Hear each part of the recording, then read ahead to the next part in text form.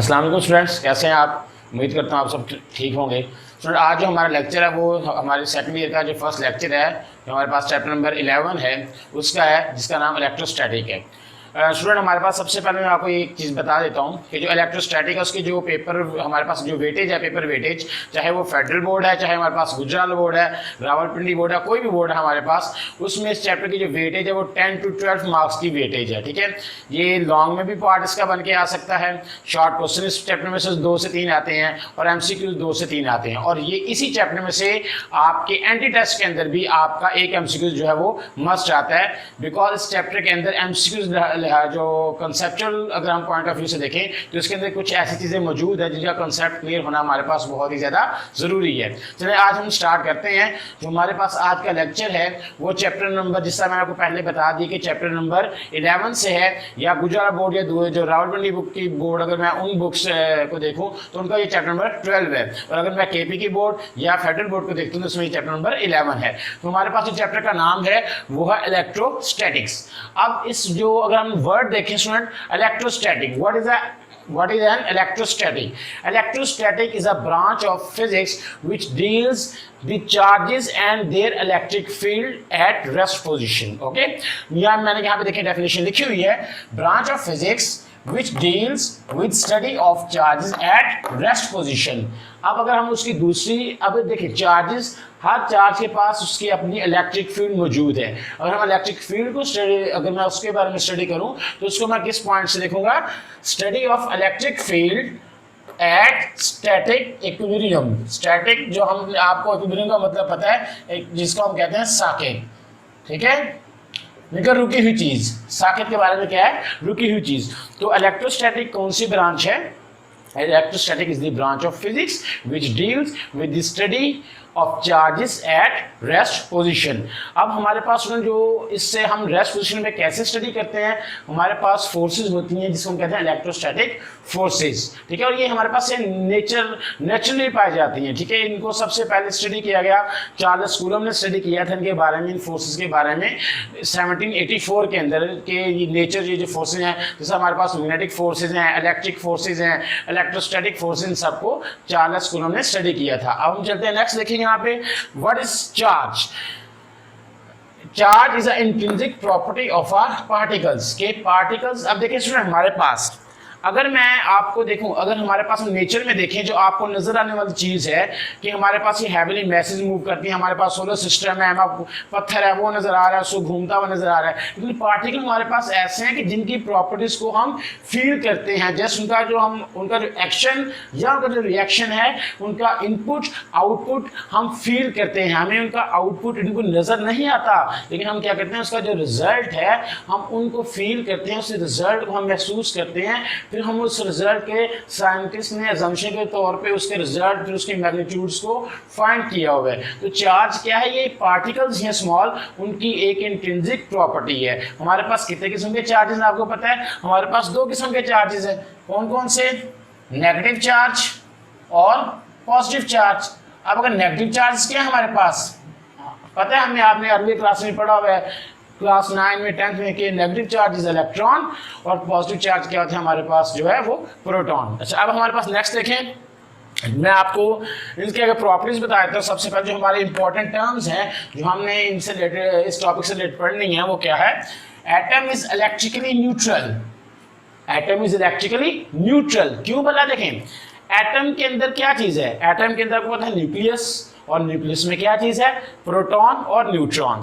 और न्यूक्लियस के इर्द गिर्द क्या है हमारे पास? है उसके ऑर्बिटल्स, और ऑर्बिटल्स में क्या है? इलेक्ट्रॉन पाए जाते हैं। शेल्स हैं हमारे पास, वहाँ पे इलेक्ट्रॉन्स पाए जाते हैं। तो हमने ये चीज पढ़ी हुई है केमिस्ट्री में कि number of electrons equals to number of proton. तो जो हमारे पास पॉजिटिव चार्ज और नेगेटिव चार्ज एक दूसरे के इफेक्ट को कैंसिल करते हैं। कैंसिल नहीं करते, असल में होता क्या, हमारे माइंड में ये कैंसिल करते हैं, असल में आपस में जुड़ जाते हैं, साकेत पोजीशन में आ जाते हैं इलेक्ट्रोस्टैटिक फोर्स की वजह से। तो हमारे पास क्या बन जाता है? इलेक्ट्रिकली न्यूट्रल हो जाता है।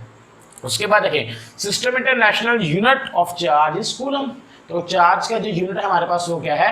कूलम है, बिकॉज को कूलम ने फाइंड किया था चार्ज के बारे में। और हमारे पास जो 1 चार्ज है उसका नंबर क्या है? 1.6 मल्टीप्लाई बाय 10⁻⁻19, ये हमारे पास एक चार्ज का नंबर है जो इंट्रिंसिक प्रॉपर्टी है चार्ज की, ये वो है 1। ये एलिमेंट्री हमारे पास प्रॉपर्टी बन जाती है जिसके अंदर क्या है 1E is equals to 1.6 multiply by 10⁻⁻19 coulomb. अब थर्ड पे अगर हम फोर्थ वन देखते हैं, चार्ज इज अ क्वांटाइज्ड, क्या मतलब है इसका क्वांटाइज्ड। क्वांटाइज का मतलब है फिजिक्स के अंदर, ये हमारे पास मॉडर्न फिजिक्स में है कि क्वांटाइज का मतलब एक पैकेट्स, ये एक हमारे पास लहर फॉर्म में नहीं, कॉन्टिन्यूस फॉर्म में नहीं होते, ये इस तरह नहीं होते, बल्कि क्या होते हैं ये पैकेट्स की फॉर्म में होते हैं। ये इस तरह पैकेट्स हमें मिलते हैं, ठीक है, जिसको हम कहते हैं डिस्क्रीट पैकेट, देखिए मुख्तलिफ पैकेट्स बने होते हैं जिस फॉर्म में हमें ये चार्जेस मिलते हैं। अब हमारे पास नेक्स्ट जो हमारे पास है, charge Q is an integral multiple of, किसका multiple of a minimum elementary charge. अब मिनिमम एलिमेंट्री चार्ज तो मैं आपको इसके बारे में ऑलरेडी ये चीज बता चुका हूं, एलिमेंट्री चार्ज तो इसका क्या है इंटीग्रल मल्टीपल है, जो टोटल चार्ज क्यू है कि कितने नंबर ऑफ इंटीग्रल मल्टीपल होते हैं तो तब जाकर हमारे पास क्या बन जाता है, वो चार्ज आ जाता है। अब हमारे पास साइंटिस्ट ने क्या किया, जो इन चीजों को पार्टिकल से रिलेटेड जो हमारे पास फोर्सेज हैं उनका साइंटिस्ट ने क्वांटिटेटिव एनालिसिस किया हुआ है, ठीक है। तो यहाँ पे हमारे पास क्वांटिटेटिव जो एनालिसिस है वो दो चीज़ों के बारे में स्टूडेंट, एक हमारे पास इलेक्ट्रिक फोर्स के बारे में, दूसरा हमारे पास इलेक्ट्रोस्टैटिक फोर्स के बारे में। तो यहाँ पे सबसे पहले जो quantitative analysis of nature of forces के बारे में किया वो किसने किया था, कूलम्स ने, और उसको नाम दे दिया गया, हम लोगों ने क्या नाम दे दिया, कूलम्स लॉ। अब कूलम्स लॉ ने कब काम किया था, 1784 में उसने इन फोर्सेस की नेचर के बारे में स्टडी किया था, और उस नेचर को देखते हुए उसका जो फुल नेम था वो चार्ल्स कूलम था, ठीक है। उसने study quantitative nature of electrostatic force के बारे में स्टडी किया था, और उसने क्या स्टेटमेंट दी थी स्टूडेंट, ये इंपॉर्टेंट है। अब ये आपके लॉन्ग क्वेश्चन, ये long question important long question आपका है जो यहाँ से स्टार्ट होता है, आपका जो पेपर में क्वेश्चन आता है वो है write a note on Coulomb's law, explain और derive the formula of the electrostatic force, और उससे रिलेटेड फिर जितनी टर्म्स हैं वो अगर हमें वो जो हमें डिमांड करेगा उस क्वेश्चन के अंदर हम वो वहाँ पे बता देते हैं। अब यहाँ पे देखिए स्टूडेंट, स्टेटमेंट क्या है, स्टेटमेंट उसकी ये है, the force present between two charges, ठीक है। अब सुनिए यहाँ पे इंपॉर्टेंट चीज देखें, फोर्स के जो दो टाइप्स हैं चार्ज के दरमियान, अगर वो सेम चार्जेस हैं तो रिपल्शन होगी, अगर वो अलग अलग चार्ज है, पॉजिटिव और नेगेटिव है, तो वहां पे क्या होगी, अट्रैक्शन होगी।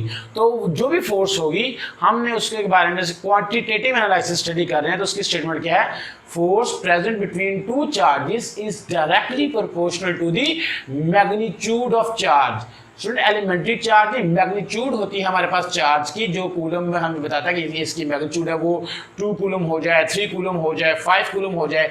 चार्ज नंबर तो एलिमेंट्री प्रॉपर्टी है, वो सेम रहता है, चाहे वो पॉजिटिव है चाहे वो नेगेटिव है, लेकिन उसका जो मैग्नीट्यूड है चार्ज की, उसके क्या है, उनका जो प्रोडक्ट है, product of magnitude of charge के डायरेक्टली प्रोपोर्शनल। यहाँ पे देखें, force between two charges is directly proportional to product of magnitude of charges, and ये फर्स्ट पार्ट स्टेटमेंट का। सेकंड पार्ट क्या है, and inversely proportional to the square of distance.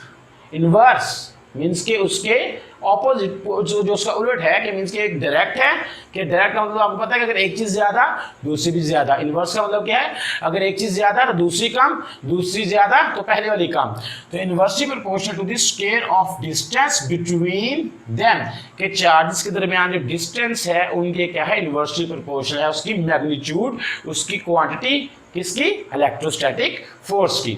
अब यहाँ पे देखें, जो हमारे पास मैथमेटिकल फॉर्म बनती है, फर्स्ट पार्ट जो इसका यहाँ से लेके हमारे पास यहाँ तक बनता है स्टूडेंट, उससे अकॉर्डिंग क्या है, F is directly proportional to the magnitude of charges, जो उसने ये फर्स्ट स्टेटमेंट दे दी मैग्नीट्यूड ऑफ चार्जेस के बारे में, ये मैंने बात दे दी क्वेश्चन नंबर 1। और सेकंड क्या चीज बन गई, जो इसका सेकंड पार्ट है, that inversely proportional to the square of distance between them, के जो चार्ज के दरमियान जो डिस्टेंस होगा उसके स्क्वायर की इनवर्सली प्रोपोर्शनल। अच्छा, ये हमारे पास दो इक्वेशन बन गई, दो रिलेशन बन गई हमारे पास अकॉर्डिंग टू स्टेटमेंट। जब मैं इनको कंबाइन करूंगा इक्वेशन 1 को इक्वेशन 2 को, तो मेरे पास क्या स्टेटमेंट बन जाएगी, ये वाली, ठीक है।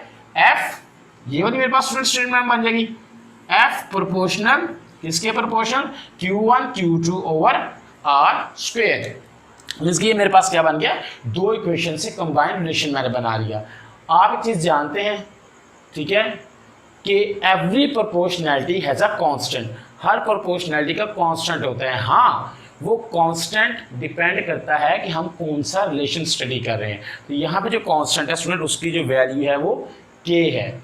अच्छा सुनिए, यहाँ तक मैं आपको एक बात बता देता हूँ। अभी देखिए, यहाँ तक मैं आपको बताता हूँ। आपने क्लास 9 के अंदर, अगर आपको याद हो तो आपने क्लास 9 के अंदर लॉ ऑफ ग्रेविटेशन के बारे में स्टडी किया था। उसकी स्टेटमेंट क्या थी? अच्छा, उधर सिर्फ फोर्स ऑफ अट्रैक्शन के बारे में, ठीक है, that magnitude of force is directly proportional to the product of masses and inversely proportional to the distance between their center। वो हैवीली मैसेज के बारे में था, और ये पार्टिकल्स, इनके स्मॉल पार्टिकल्स हम खाली आंख से नहीं देख सकते, तो ये उनके बारे में है। तो वहाँ पे जो आपको, अगर आपको याद हो, वहाँ पे हमने ग्रेविटेशनल कांस्टेंट g के बारे में स्टडी किया था, और यहाँ पे हमारे पास कांस्टेंट क्या है, k, that is called k is proportionality constant और कॉल्ड इलेक्ट्रोस्टैटिक कांस्टेंट। अब जो उसमें k की वैल्यू है, देखिए उसका जो फॉर्मूला k का है वो है 4 पाई एप्सिलॉन नॉट। ये कुछ इन्फॉर्मेशन मैंने आपको पहले दे दी, लेकिन डिपेंडेंस ऑफ k है वो हम आगे रिलेशन बड़ा इंपॉर्टेंट है, ये हमने स्टडी करना है। k is equal to 1/4 pi epsilon naught. अच्छा, आपको पता है पाई की वैल्यू क्या होती है, 3.14। और what is epsilon not? Important question. Epsilon not is a permittivity of a free space. Means के दो चार्जेस के दरमियान जो परमिटिविटी होती है, वो जो दो चार्ज के दरमियान जो भी मीडियम होता है, जो उसको अलो करता है एक चार्ज को दूसरे चार्ज के ऊपर फोर्स लगाने के लिए, वो हम उस प्रॉपर्टी को परमिटिविटी कहते हैं। परमिटिविटी क्या है? परमिटिविटी इज दी, जो आप ये दूसरे फॉर्म में कहते हैं, परमिटिविटी इज दी, अगर हम सिंपल वर्ड में बोलें कि इजाज़तनामा, ठीक है, कि वो हमारी प्रॉपर्टी है जिससे ये क्या करते हैं कि हम लोग अगर एक चार्ज दूसरे चार्ज के ऊपर क्या करें कि दरमियान में कोई हमारे पास मीडियम है, तो परमिटिविटी क्या है उस मीडियम की, कि वो उसको कितनी परमिशन देती है कि वो अलो करती है कि वो एक चार्ज दूसरे चार्ज के ऊपर फोर्स लगा सके, आया फोर्स ऑफ रिपल्शन है या फोर्स ऑफ अट्रैक्शन है, ठीक है। तो वो परमिटिविटी एक प्रॉपर्टी होती है उस मीडियम की, जो हम मीडियम यहाँ पे यूज़ करते हैं। लेकिन अमूमन तौर पर अगर हमने कोई मीडियम यूज़ नहीं किया तो हम लोग वहाँ पे बात करते हैं फ्री स्पेस की। तो दो जो चार्जेस के दरमियान जो फ्री स्पेस है उसको हम लोग क्या बोलते हैं? Epsilon not, permittivity of the free space which is the permission, ठीक है। अब वो किसकी? फ्री स्पेस की। तो ये क्या है? तो उसकी जो वैल्यू है, जो मैथमेटिकल वैल्यू है इसकी परमिटिविटी की, वो क्या है स्टूडेंट? यहाँ पे 8.85 इंटू 10⁻⁻12, ठीक है, ये उसकी क्या है वैल्यू है मैथमेटिकल। तो अगर मैं इसको यूज़ करूँ तो मेरे पास में जो k की वैल्यू आएगी वो क्या आएगी? आपके सामने है k की value, that 9 into 10⁹ newton metre square पर कूलम स्क्वायर। अच्छा, ये देखें, ये इसका जो यूनिट है किस तरह आया हुआ यूनिट, इसका मैंने लिखा हुआ है। देखें, अगर मेरे पास ये फार्मूला है, अगर F is equals to k, अच्छा सॉरी, यहाँ पे देखें, मैं इसको दूसरे डायरेक्ट करता हूँ। k क्या है?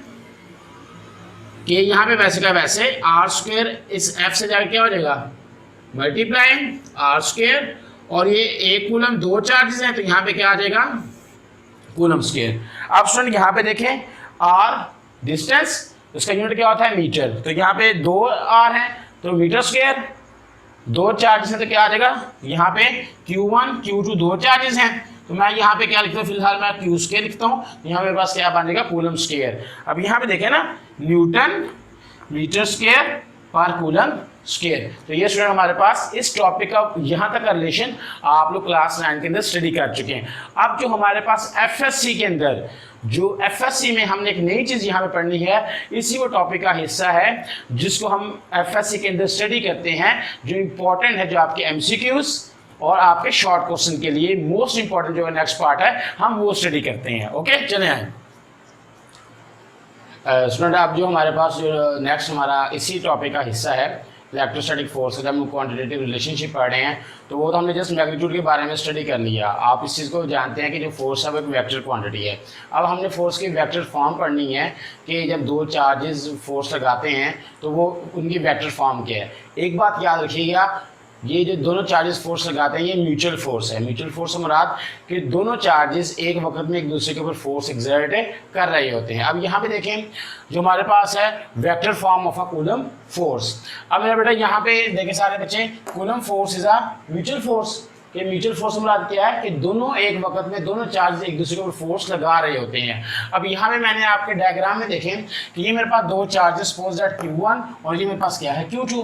अब Q1 क्या काम कर रहा है, Q1 फोर्स लगा रहा है Q2 के ऊपर। अब मैं आपको पहले बता चुका हूँ कि वो फोर्स ऑफ रिपल्शन भी हो सकती है और फोर्स ऑफ अट्रैक्शन भी हो सकती है। हमें इस चीज़ में नहीं पढ़ना, हम जस्ट यहाँ पे उनकी क्वांटिटेटिव रिलेशनशिप और अब क्या स्टडी कर रहे हैं, वेक्टर फॉर्म स्टडी कर रहे हैं। Q1 फोर्स लगा रहा है किसके ऊपर, Q2 के ऊपर, और सेकंड में क्या कर रहा है Q2 फोर्स लगा रहा है किसके ऊपर, Q1 के ऊपर। ये जो एरो है ये आपको इस चीज को शो कर रहा है। अब यहाँ पे देखें F21, मैंने यहाँ पे लिखा हुआ F21। अब ये F21 क्या चीज है, मैं इसको दो तरीकों से बच्चों को बताता हूँ। अब वो पहला तरीका क्या है कि force exerted by Q1 on Q2, simple word में, या मैं ये बच्चों को समझाता हूँ force feel by a second charge due to a charge 1। F21 का मतलब क्या है, अगर इजी वर्ड में लेना है कि force feel by a second charge due to a charge 1, that is a F21। और दूसरा क्या है F12, मीन्स कि force feel by a charge 1 due to a charge 2, means के चार्ज 2 फोर्स लगा रहा है किसके ऊपर, चार्ज 1 के ऊपर, और चार्ज 1 उसको क्या कर रहा है, फील कर रहा है। तो स्टूडेंट ये जो वेक्टर फॉर्म के मिलके पहले चार्ज 1 फोर्स लगा है चार्ज 2 के ऊपर, और दूसरे में क्या है कि चार्ज 2 फोर्स लगा है चार्ज 1 के ऊपर। अब अगर मैं इस चीज को शो करूं कि डायरेक्शन फॉर्म में, तो आपको पता है कि आपने फर्स्ट में पढ़ा हुआ है कि जो हमारे पास यूनिट वेक्टर होता है R, वो किस चीज को शो करता है, डायरेक्शन को शो करता है। अब जब मैं F21 की बात करता हूं तो मेरे पास जो यूनिट वेक्टर वो सिंपल है 1 2। 1 से मुराद क्या है कि 1 से 2 की तरफ फोर्स आ रही है, 1 2 आ गया यूनिट वेक्टर। और दूसरा यहाँ पे देखें, दूसरा क्या आ गया मेरे पास F21। F21 क्या है कि फोर्स 2 से इसकी तरफ आ रही है, Q1 की तरफ आ रही है, मीन्स 1 2 जा रही है Q1 से Q2 की तरफ, और 2 1 क्या है, 2 से फोर्स आ रही है किसके ऊपर, Q1 की तरफ आ रही है।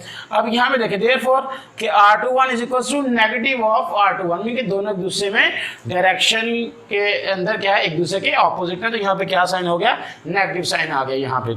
अब यहाँ पे देखें कि मैं इसी नेगेटिव साइन को देखता हूँ तो फिर क्या होगा, नेगेटिव साइन को देखता हूँ तो फ्रॉम 1 and 2 तो मैं लिख सकता हूँ भाई F21 force due to a charge 1 on Q2 is equal to the force due to a charge Q on Q1 but negative। Negative से मतलब क्या है कि both are opposite in direction, equal in magnitude but opposite in direction। ये direction में एक दूसरे के ऑपोजिट है बट आपस में क्या है, एक दूसरे के जो मैग्नीट्यूड है वो उनमें क्या है, सेम है। अब यहाँ पे देखें, जब इस रिलेशन को देखूं तो मैं कह सकता हूँ ना according to Newton third law of motion. अब Newton third law of motion क्या है, action and reaction always equal but opposite in direction. अगर एक फोर्स है तो दूसरे की रिएक्शन में वो दूसरी उसके ऊपर फोर्स लगा रही है, बट दोनों के हैं एक दूसरे के ऑपोजिट इन डायरेक्शन है। तो ये है वेक्टर फॉर्म आपकी फोर्स की।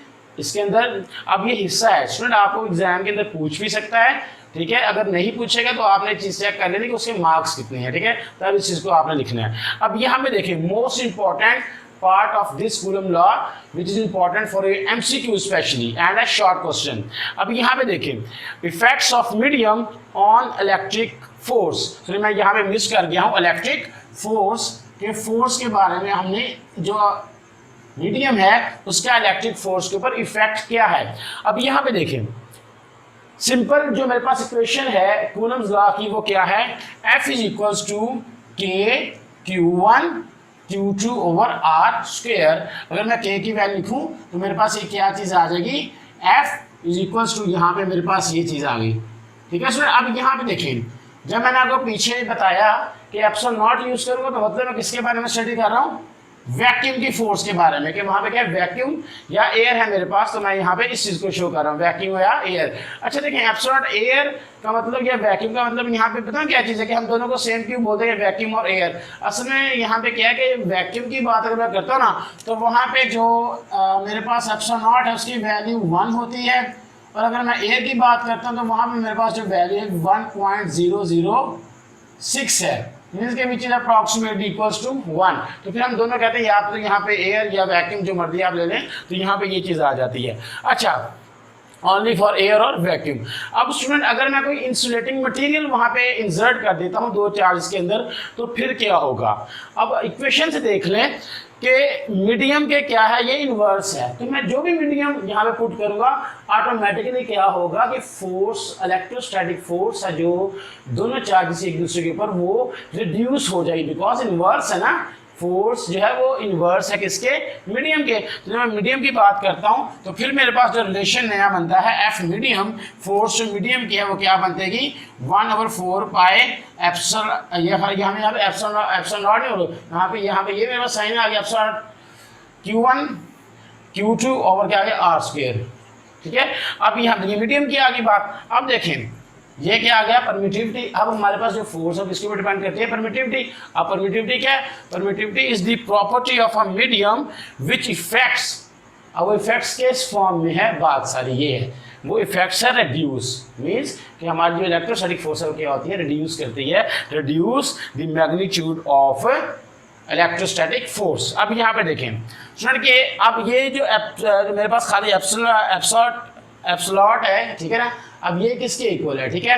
अब यहाँ पे रिलेटिव परमिटिविटी क्या है, relative permittivity is the combination है किसका, permittivity of simple medium and permittivity of the vacuum और एयर, इन दोनों की रेशियो। तो फिर अगर मैं खाली देखूँ कि मीडियम किसके इक्वल है, मीडियम फिर मेरा इक्वल आता है product of permittivity of the vacuum और air and the relative permittivity of both medium और एयर। अब यहाँ पे मेरे पास ये चीज़ आती है। अगर मैं अब देखो इसकी जगह पे मैं इस इक्वेशन में आप इसको जो मर्जी नाम दे दो, कि यहाँ पे मैं नाम देता हूँ, ये मेरे पास क्या थी इक्वेशन ए मैं कह देता हूँ अगर इसको। अच्छा, यहाँ मैं लिखता हूँ पुट इन ए। तो अगर ए में पुट करता हूँ तो फिर मेरे पास क्या चीज़ आ जाएगी, ये वाली चीज़ पुट इन ए। तो मेरे पास क्या आ जाएगा, F medium is equals to 1/4 pi epsilon R Q1 Q2 over R square. मेरे पास एक ये वाली नई चीज़ बन जाती है, ठीक है। तो यहाँ पे मेरे पास जो मीडियम का रिलेशन आ गया सिंपल स्टूडेंट, वो मेरे पास ये वाली चीज़ आ गई। अब देखें आगे मजीद MCQs के लिए जो आपके पास नहीं है, यहाँ तक आपका हो गया, अगर यहाँ तक भी लिख देंगे तो इनफ। लेकिन अब जो आगे नई चीज़ अगर वो आपसे मजीद पूछता है कि मेरी जो रिलेटिव परमिटिविटी है उसको फोर्स के साथ भी रिलेट करो, तो फिर क्या करना है आपने, यहाँ पे देखें अगर इस हिस्से को स्टूडेंट आप देखें, खाली यहाँ पे इस पोर्शन को देखें, मैं इस पोर्शन की बात कर रहा हूँ अभी फिलहाल, ठीक है। अगर आप इस पोर्शन को देखें तो F is equal to 1/4 pi epsilon naught Q1 Q2 over R square. तो सुन ये फोर्स क्या है, F वैक्यूम नहीं है, तो मैंने यहाँ पे क्या पुट कर दिया F वैक्यूम, और ये जो रिलेटिव परमिटिविटी है ये वैसे की वैसे नीचे आ गई है, ठीक हो गया। तो मेरे पास F मीडियम क्या आ गया, F vacuum over relative permittivity. अब मैं इसको मिटा देता हूँ, ठीक है। यहाँ पे ये चीज़ मेरी खत्म हो जाती है। मैंने आपको बस ये चीज़ समझानी थी कि यहाँ पे अगर ये वाली चीज़ यहाँ से कैसे आती है। अब यहाँ पे देखें नेक्स्ट मेरे पास क्या आ गया, अगर मैं इस रिलेशन से इस तरफ मूव करता हूँ, ठीक है, तो यहाँ पे देखें रिलेटिव परमिटिविटी का एक और रिलेशन आ गया, the ratio of force of a vacuum, electrostatic force of a vacuum and the electrostatic force in a medium। तो इनकी दोनों की क्या बन जाती है, रेशियो आ गई। आप अगर इस रेशियो से देखें कि वैक्यूम को मैं यहाँ पे खाली रख देता हूँ और मीडियम को मैं यहाँ पे लाके मल्टीप्लाई कर देता हूँ। अब सुनिए ये रिलेटिव परमिटिविटी है, तो याद रखिएगा दूसरी बात इस रिलेशन से यहाँ पे मैं ये वाला लिखा हुआ है, तो ये जो वैक्यूम के अंदर फोर्स है वो हमेशा क्या होगी, ग्रेटर होगी। किससे मेरे ग्रेटर होगी, वो मीडियम से ग्रेटर। क्यों ग्रेटर होगी, यहाँ पे देखिए जो मेरे पास ये चीज़ है एप्सिलॉन नॉट और एप्सिलॉन नॉट आर है, ये क्या हो रहा है, इससे एप्सिलॉन नॉट से डिवाइड हो रहा है, ठीक है।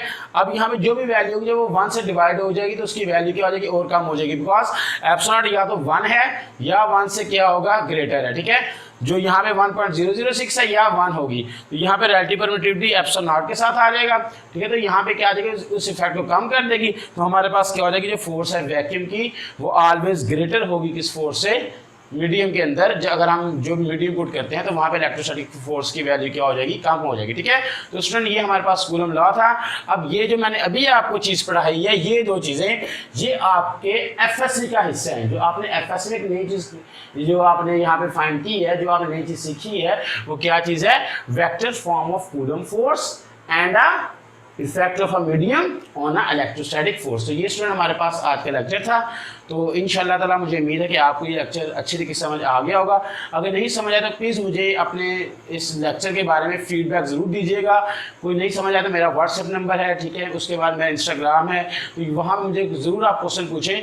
मैं आपका हमारे पास मैं इवनिंग टाइम में आफ्टर 9 PM मैं उन क्वेश्चन का जवाब जो आपको वो मस्त दिया करूँगा। तो ये हमारा लेक्चर है। तो जो हमारे पास नेक्स्ट लेक्चर होगा वो इलेक्ट्रिकल इंटेंसिटी के ऊपर होगा। तो इंशाल्लाह ताला हम दोबारा नेक्स्ट लेक्चर में मिलते हैं। Okay student.